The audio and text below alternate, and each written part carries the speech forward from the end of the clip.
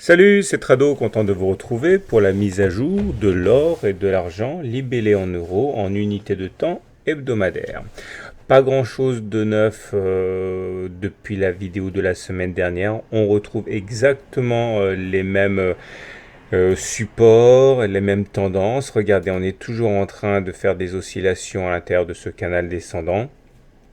Une fois de plus, au pire de la semaine, on est venu tester cette partie oblique noire correspondant au bas de ce canal descendant. Et une fois de plus, eh bien, on a les mêmes supports qui ont fonctionné, à savoir le bas du canal noir, mais également ce niveau de support ici aux alentours de 31 580 qui a déjà soutenu les cours ici et donc encore une fois cette semaine. Malheureusement, même si le rebond est de belle facture, regardez ça, on a une belle longue mèche basse, ce qui signifie qu'on termine significativement plus haut que les plus bas de la semaine. Il demeure que nous sommes toujours en tendance baissière au regard de la théorie Ishimoku et de la théorie de Do. Regardez, effectivement, les pics sont descendants, les creux sont descendants, donc à cet égard, pas de doute, on est en tendance baissière.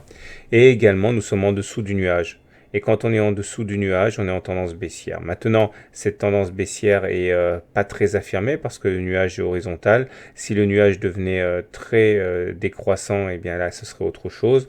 Mais en tout cas, inutile de se bercer d'illusions, la tendance est baissière. Notre seul espoir, c'est de parvenir à repasser au-dessus du nuage ici.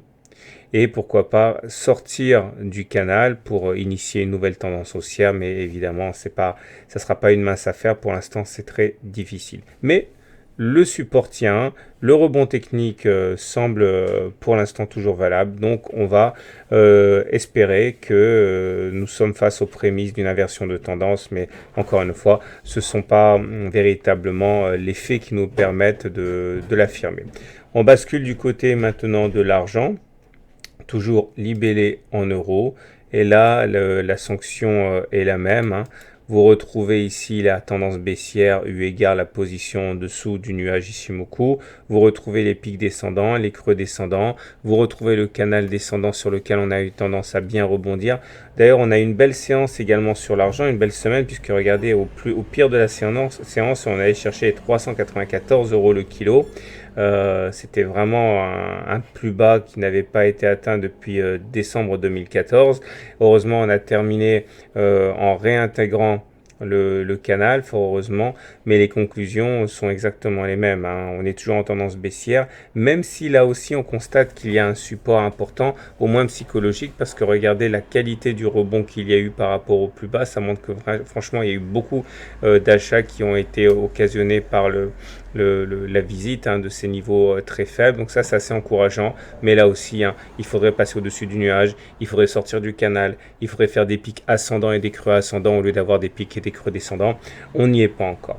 Voilà, je vous souhaite une bonne semaine et je vous dis à la semaine prochaine pour la mise à jour.